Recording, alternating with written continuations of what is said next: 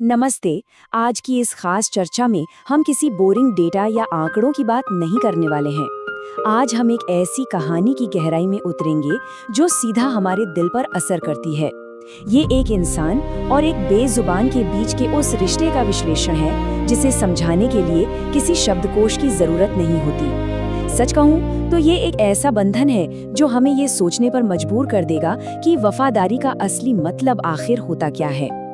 अब जरा सोचिए, हम सब जानते हैं कि कुत्ते बोल नहीं सकते, लेकिन अगर उनके पास शब्द होते, अगर वो हमारी तरह अपनी भावनाएं खुलकर जता पाते, तो अपनी पूरी जिंदगी में अपने मालिक से वो सिर्फ एक ही बात कहते, बस मुझे छोड़कर मत जाना। ये उस खामोश प्यार की गहराई है जिससे हम अक्सर समझ ही नहीं पाते।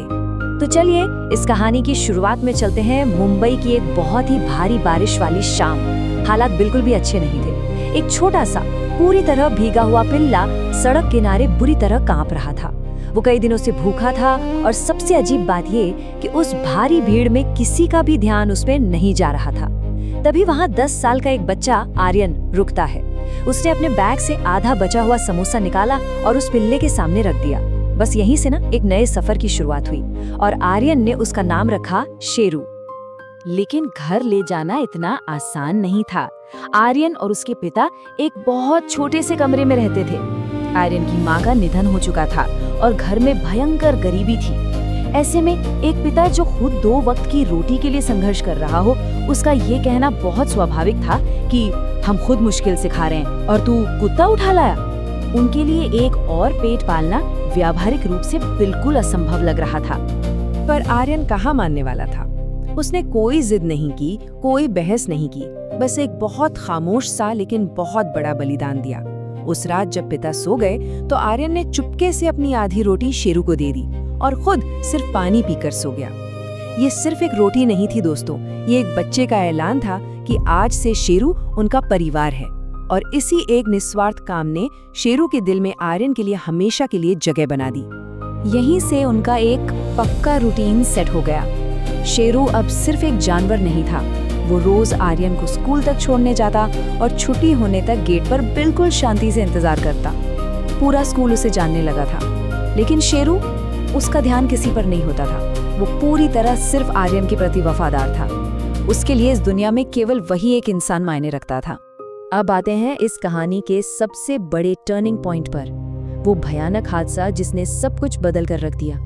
सीन कुछ ऐसा है, आर्यन स्कूल से लौट रहा है, वो सड़क पार कर रहा है और उसका ध्यान शायद कहीं और है। तभी अचानक एक बेकाबू बहुत ही तेज रफ्तार ट्रक सीधा उसी की तरफ बढ़ने लगता है। दूरी एकदम कम है, रफ्तार बहुत तेज है और बचने का तो जैसे समय ही नहीं है। आसपास खड़े लोग बिल्कुल दहशत में आ जाते हैं। बचाओ की चीखें गूंजने लगती हैं। सब इतने खौफ में हैं कि कोई कुछ समझ ही नहीं पाता। मौत बस 1 सेकंड की दूरी पर थी और ठीक उसी पल शेरू अपनी पूरी जान लगाकर दौड़ पड़ता है। वो बिना अपनी परवाह किए सीधे उस भारी ट्रक के सामने छलांग लगा देता है और आर्यन को जोरदार धक्का देकर रास्ते से हटा देता है। ब्रेक की कान फोड़ देने वाली आवाज आती है। आर्यन तो बच जाता है, लेकिन सड़क पर शेरू लहूलुहान पड़ा है। उसने अपने सबसे अच्छे दोस्त की जान बचाने के लिए मौत को खुद अपने ऊपर ले लिया था। अस्पताल में डॉक्टरों ने बताया कि शेरू की हालत बहुत नाजुक है और सर्जरी का खर्च वो इतना था जो आर्यन का परिवार सोच भी नहीं सकता था। तब उस छोटी सी उम्र में आर्यन ने एक ऐसा फैसला लिया जो दिल चीर देता है। उसने अपनी माँ की आखिरी निशानी, वो छोटी सी सोने की चेन, शेरू की जान बचाने के लिए बेच दी। जरा सोचिए, उस बच्चे के लिए शेरू की जिंदगी दुनिया की किसी भी कीमती चीज से कहीं बढ़कर थी। गनीमत ये रही कि सर्जरी सफल रही और शेरू बच गया, लेकिन इस एक्सीडेंट ने उसे हमेशा के लिए लंगड़ा बना दिया। वो अब पहले की तरह दौड़ नहीं सकता था। पर क्या इससे उसकी वफादारी में कोई फर्क पड़ा?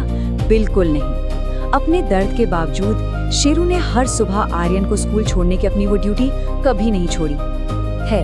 अब हम उस हिस्से पर पहुंचते हैं जहां समय और दूरियां अपना असर दिखाने लगती हैं। देखिए, वक्त किसी के लिए नहीं रुकता।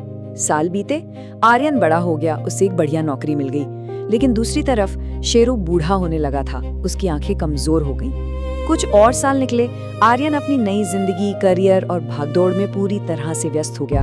शेरू का चलना अब बहुत धीमा हो चुका था। और फिर वो दौर आया जब आर्यन शेरू पर बिल्कुल ध्यान नहीं दे पाता था। लेकिन शेरू का क्या?